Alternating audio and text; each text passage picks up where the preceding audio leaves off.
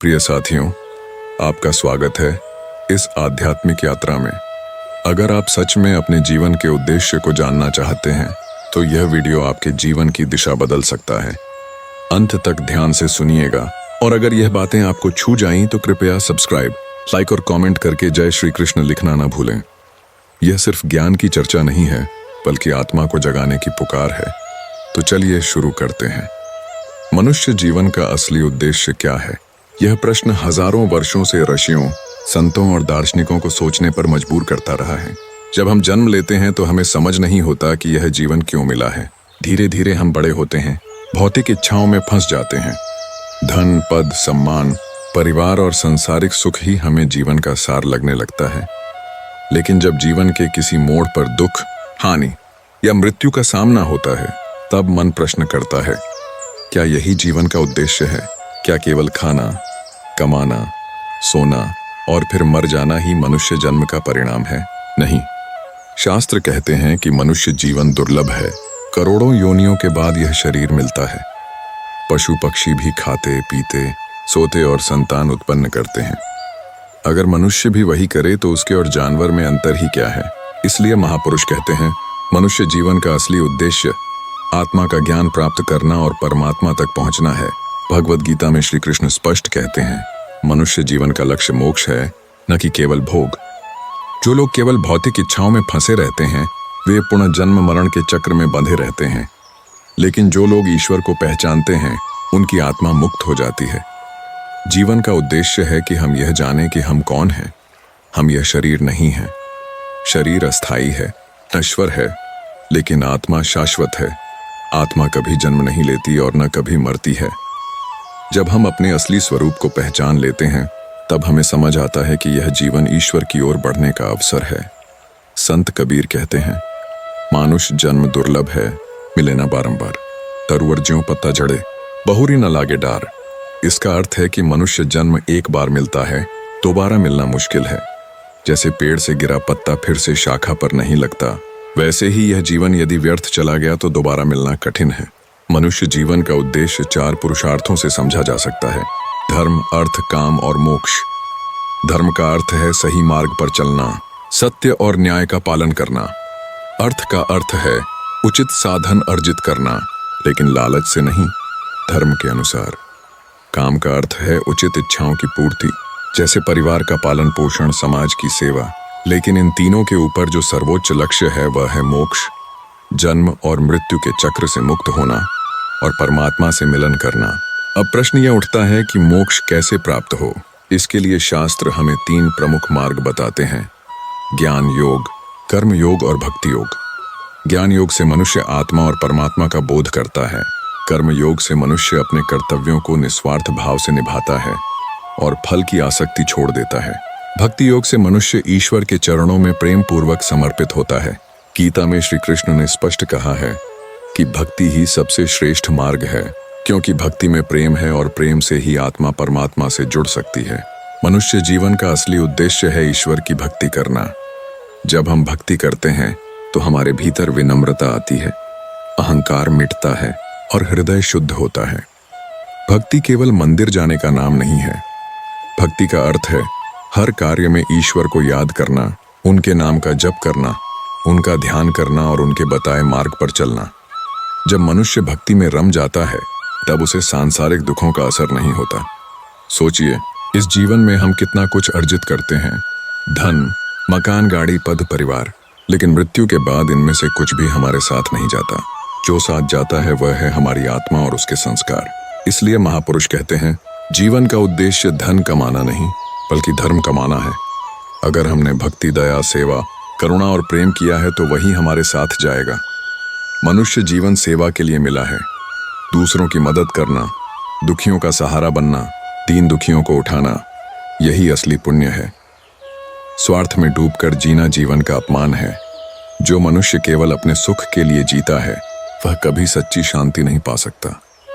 लेकिन जो दूसरों के लिए जीता है उसके जीवन में संतोष और परमानंद अपने आप आ जाता है।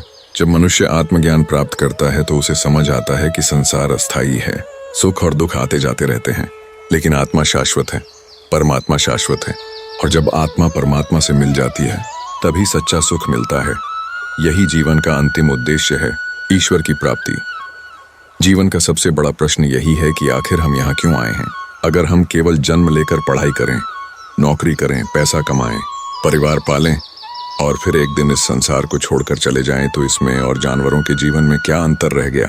शास्त्रों ने बार बार समझाया है कि मनुष्य जीवन केवल भोग और उपभोग के लिए नहीं मिला है, यह तो साधना और आत्मोद्धार के लिए मिला है। जब हम आत्मा को भूल जाते हैं और अपने आप को केवल शरीर मान बैठते हैं, तब हम अज्ञान के अंधकार में भटकते रहते हैं।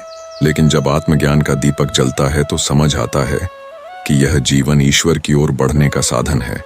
भगवान श्री कृष्ण ने गीता में कहा है कि यह शरीर अस्थायी है पर आत्मा अमर है। शरीर बदलते रहते हैं जैसे हम कपड़े बदलते हैं, लेकिन आत्मा वही रहती है। इस गूढ़ सत्य को जान लेना ही आत्मज्ञान है और यही जीवन का मूल उद्देश्य है।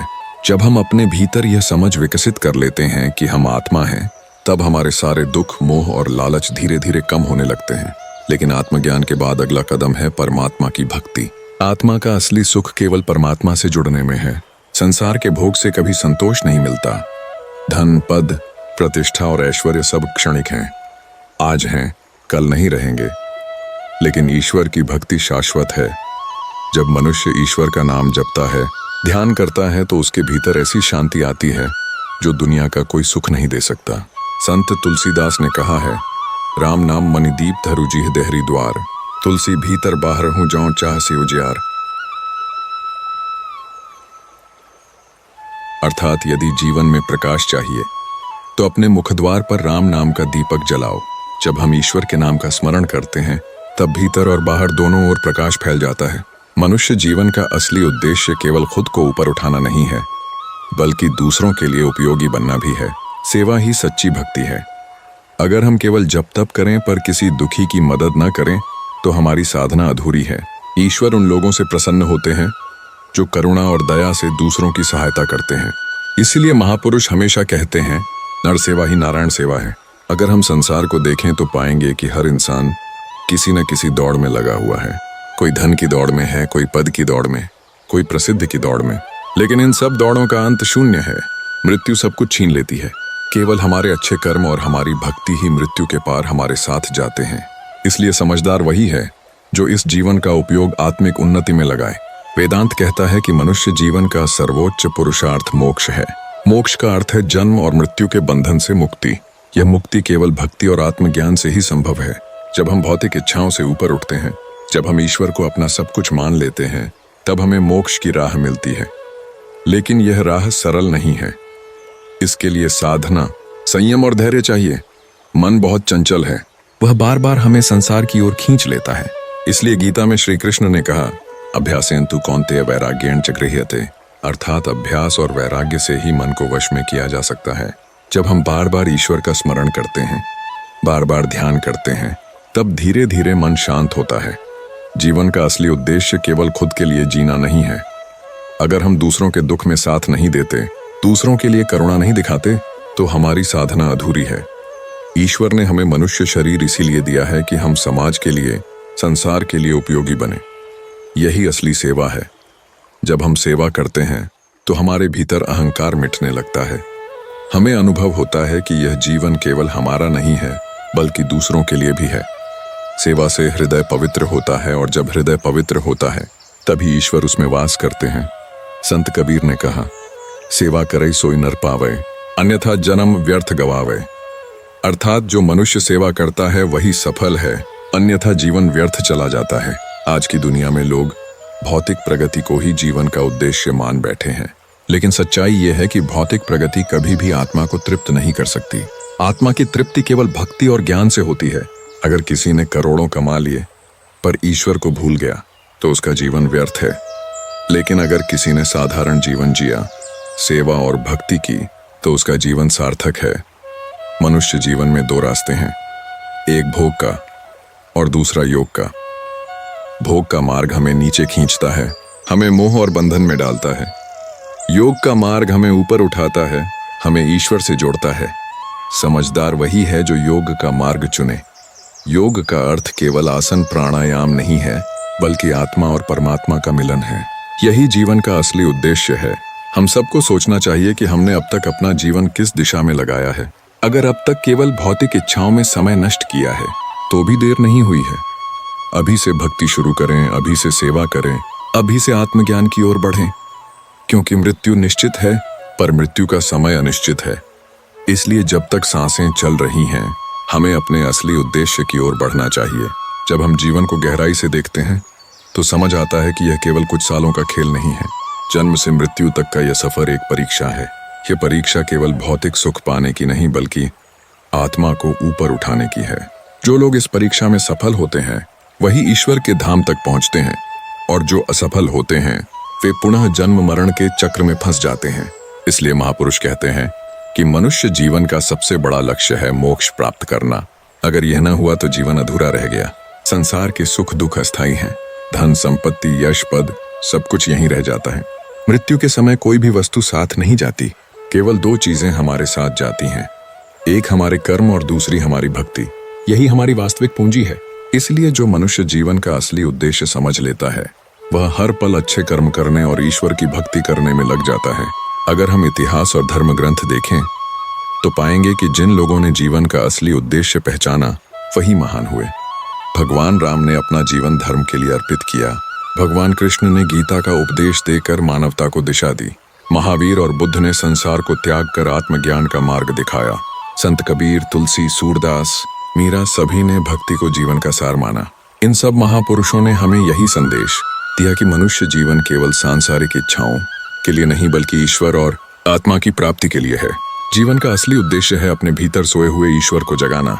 जब हम ध्यान करते हैं, भक्ति करते हैं, तब हमें अनुभव होता है कि परमात्मा हमारे भीतर ही है। उपनिषद कहते हैं आत्मा सोहम, अर्थात मैं आत्मा हूं और आत्मा ही परमात्मा का अंश है। जब यह बोध हो जाता है तब जीवन की दिशा बदल जाती है। लेकिन आज का मनुष्य इस सत्य को भूल गया है। वह केवल बाहरी वस्तुओं में सुख ढूंढ रहा है। भौतिक वस्तुएं कभी भी स्थायी सुख नहीं दे सकती। आप देखिए, कोई व्यक्ति बड़ी गाड़ी खरीदता है तो कुछ दिन आनंद आता है, लेकिन फिर वह आनंद खत्म हो जाता है। नया घर बनाता है तो कुछ दिन खुशी रहती है, फिर सामान्य हो जाता है। यह चक्र चलता रहता है। लेकिन जब मनुष्य ईश्वर को पा लेता है तो वह आनंद कभी खत्म नहीं होता। वही असली परमानंद है। मनुष्य जीवन का उद्देश्य केवल व्यक्तिगत सुख नहीं है बल्कि समाज और संसार के लिए योगदान करना भी है। अगर हम केवल अपने लिए जीते हैं तो जीवन अधूरा है, लेकिन अगर हम दूसरों के लिए जीते हैं, दूसरों की मदद करते हैं, तो यही असली सेवा है। यही ईश्वर की इच्छा है कि मनुष्य केवल अपने लिए नहीं बल्कि पूरे समाज के लिए उपयोगी बने। जब हम किसी गरीब की मदद करते हैं, किसी दुखी को सहारा देते हैं, तो वही सच्ची भक्ति है। कबीरदास जी ने कहा, पोथी पढ़ी पढ़ी जगमुआ, पंडित भैया न कोय, ढाई आखिर प्रेम का, पढ़े सो पंडित होए। अर्थात असली विद्वान वही है जो प्रेम को जानता है। प्रेम ही ईश्वर तक पहुंचने का मार्ग है। अगर हमारे भीतर प्रेम नहीं है तो चाहे हम कितनी भी पूजा पाठ करें वह अधूरी है। मनुष्य जीवन का असली उद्देश्य है भीतर के अहंकार को मिटाना। अहंकार ही वह दीवार है जो हमें ईश्वर से अलग करती है। जब हम सोचते हैं कि मैं महान हूं, सब कुछ मेरा है, तब हम परमात्मा से दूर हो जाते हैं। लेकिन जब हम विनम्र हो जाते हैं और मान लेते हैं कि सब ईश्वर का है, तब हमारा हृदय पवित्र हो जाता है और उसमें ईश्वर का वास होता है। इस जीवन का असली आनंद सेवा, दया और करुणा में है। जब हम दूसरों के चेहरे पर मुस्कान लाते हैं तब हमें आत्मिक शांति मिलती है। भक्ति और सेवा साथ साथ चलनी चाहिए। अगर केवल भक्ति करें और सेवा न करें तो भक्ति अधूरी है, और अगर केवल सेवा करें लेकिन ईश्वर को न माने तो सेवा अधूरी है। इसलिए संत हमेशा कहते हैं, भक्ति और सेवा का मेल ही जीवन को सार्थक बनाता है। गीता में श्री कृष्ण ने अर्जुन से कहा, कर्मण्येवाधिकारस्ते मां फलेषु कदाचन, अर्थात तेरा अधिकार केवल कर्म करने में है, फल पर नहीं। यही जीवन का सार है कि हम निस्वार्थ भाव से कर्म करें और सब कुछ ईश्वर को समर्पित करें। जब मनुष्य निस्वार्थ कर्म करता है तभी उसका जीवन सफल होता है। मनुष्य जीवन का असली उद्देश्य है भीतर की यात्रा करना। हम बाहर बहुत दौड़ते हैं, शहर, गांव, देश विदेश, लेकिन भीतर नहीं झांकते। ध्यान ही वह साधना है जो हमें भीतर ले जाती है। जब हम भीतर जाते हैं तो वहां हमें परमात्मा का अनुभव होता है। वहां हमें वह शांति मिलती है जिसे संसार का कोई सुख नहीं दे सकता। आज का इंसान चिंता, तनाव और दुख से घिरा हुआ है। इसका कारण है कि उसने जीवन का असली उद्देश्य भुला दिया है। अगर वह भक्ति, ध्यान और सेवा में लग जाए तो उसका जीवन स्वतः ही संतुलित हो जाएगा। मनुष्य जीवन का उद्देश्य है ईश्वर की ओर लौटना। जैसे नदी समुद्र की ओर जाती है, वैसे ही आत्मा का अंतिम लक्ष्य है परमात्मा से मिलना। जब हम जीवन की गहराई से खोज करते हैं तो यह साफ दिखाई देता है कि मनुष्य शरीर केवल भोग विलास के लिए नहीं है, बल्कि यह एक साधना का साधन है। करोड़ों योनि के बाद यह मानव जन्म मिलता है। पशु पक्षी भी खाते हैं, सोते हैं और अपनी संतति को जन्म देते हैं, लेकिन वे आत्मज्ञान की क्षमता नहीं रखते। मनुष्य ही एकमात्र ऐसा प्राणी है जिसे विवेक मिला है, जिसे धर्म का ज्ञान प्राप्त करने और परमात्मा की खोज करने का अवसर मिला है। इसीलिए शास्त्र कहते हैं कि यह जीवन अत्यंत दुर्लभ है, और यदि इसे हमने भोगों में ही व्यर्थ कर दिया तो यह सबसे बड़ी हानि होगी। जीवन का असली उद्देश्य है कि हम संसार के मायाजाल से ऊपर उठें और परमात्मा से जुड़ें। माया हमें बार बार खींच लेती है। यह माया ही है जो हमें धन, पद, यश और ऐश्वर्य की ओर मोहित करती है। लेकिन जब मृत्यु सामने आती है तब यह सब व्यर्थ सिद्ध होता है। न धन साथ जाता है, न परिवार, न पद। केवल आत्मा जाती है, और आत्मा के साथ उसके कर्म। इसलिए जो मनुष्य सत्य को पहचान लेता है वह भक्ति और धर्म के मार्ग पर चल पड़ता है। गीता में श्री कृष्ण ने यही समझाया कि यह संसार नश्वर है, जो आया है वह जाएगा। सुख और दुख आते जाते रहते हैं। समझदार वही है जो इनमें फंसकर अपना समय नष्ट ना करे, बल्कि इन्हें समझते हुए ईश्वर का स्मरण करता रहे। यही जीवन का सार है। मनुष्य जीवन का उद्देश्य है कि हम अपने भीतर की अशुद्धियों को मिटाएं। लोभ, मोह, क्रोध, अहंकार, ये सब बंधन हैं। ये आत्मा को नीचे खींचते हैं। जब तक ये हमारे भीतर हैं, हम ईश्वर तक नहीं पहुंच सकते। इसलिए साधना का अर्थ केवल बाहरी कर्म नहीं है, बल्कि भीतर को शुद्ध करना भी है। जब मन शुद्ध होता है तब आत्मा का प्रकाश प्रकट होता है और ईश्वर का अनुभव होता है। संतों ने हमेशा कहा कि प्रेम ही परमात्मा तक पहुंचने का मार्ग है। अगर हमारे भीतर प्रेम नहीं है तो सारी साधना व्यर्थ है। प्रेम का अर्थ है बिना शर्त, बिना स्वार्थ के ईश्वर और समस्त जीवों से जुड़ना। जब मनुष्य का हृदय प्रेम से भर जाता है तब उसके भीतर ईश्वर प्रकट होते हैं। कबीरदास कहते हैं, प्रेम गली अति सांकरी, तामे दो न समाही। अर्थात प्रेम की गली बहुत संकरी है, उसमें दो नहीं समा सकते, न अहंकार और प्रेम, न लोभ और प्रेम। अगर प्रेम चाहिए तो सब बंधन छोड़ने होंगे। मनुष्य जीवन का असली उद्देश्य है आत्मा को परमात्मा से जोड़ना। यह जोड़ने का मार्ग है भक्ति। भक्ति कोई दिखावा नहीं है। भक्ति का अर्थ है मन, वचन और कर्म से ईश्वर को समर्पित होना। जब हर कार्य हम ईश्वर को अर्पित करते हैं तब हमारा जीवन पवित्र हो जाता है। आज का इंसान भौतिक सुखों में इतना फंस गया है कि उसने असली उद्देश्य को भुला दिया है। पर यह भूल हमें दुखी कर रही है। कितना भी धन कमा लो, कितनी भी सुविधाएं जुटा लो, मन को शांति नहीं मिलती। शांति तभी मिलती है जब हम भीतर झांकते हैं और ईश्वर को याद करते हैं। जीवन का असली सुख बाहर नहीं, भीतर है। बाहर का सुख क्षणिक है, भीतर का सुख शाश्वत है। ध्यान और भक्ति से ही वह भीतर का सुख अनुभव होता है। यही कारण है कि ऋषि मुनि, संत महात्मा बाहरी वैभव को छोड़कर भीतर की यात्रा करते थे। उन्होंने पहाड़ों, जंगलों और आश्रमों में रहकर यही अनुभव किया कि असली आनंद ईश्वर की उपासना में है। मनुष्य जीवन का उद्देश्य केवल व्यक्तिगत मुक्ति नहीं है, बल्कि संसार के लिए भी प्रकाश बनना है। जब हम स्वयं ईश्वर से जुड़ जाते हैं तब हमारे आसपास भी उसका प्रकाश फैलता है। हमारी वाणी, हमारे कर्म और हमारा आचरण दूसरों को प्रेरित करते हैं। यही कारण है कि संतों के जीवन से लाखों लोग प्रभावित होते हैं। अगर हम यह समझ लें कि यह जीवन एक अवसर है तो हम इसे व्यर्थ नहीं जाने देंगे। हमें हर पल इस बात का स्मरण करना चाहिए कि मृत्यु निश्चित है और समय कम है। इसलिए हर दिन का उपयोग भक्ति, सेवा और साधना में करना चाहिए। यही जीवन की सच्ची तैयारी है। उपनिषद कहते हैं, असतो मां सद्गमय, तमसो मां ज्योतिर्गमय, मृत्योर्मां अमृतम गमय। अर्थात हे प्रभु, हमें असत्य से सत्य की ओर ले चलो, अंधकार से प्रकाश की ओर ले चलो और मृत्यु से अमृतत्व की ओर ले चलो। यही प्रार्थना मनुष्य जीवन का उद्देश्य स्पष्ट करती है। जीवन का असली आनंद त्याग में है। जितना त्याग करेंगे उतना हल्के होंगे। जितना स्वार्थ छोड़ेंगे उतना सुख मिलेगा। जब मनुष्य केवल अपने लिए जीता है तो दुख पाता है, लेकिन जब दूसरों के लिए जीता है तो असली आनंद पाता है। मनुष्य जीवन की सबसे बड़ी उपलब्धि यही है कि वह अपने भीतर भगवान का अनुभव कर ले। जो यह अनुभव कर लेता है उसका जीवन सफल हो जाता है।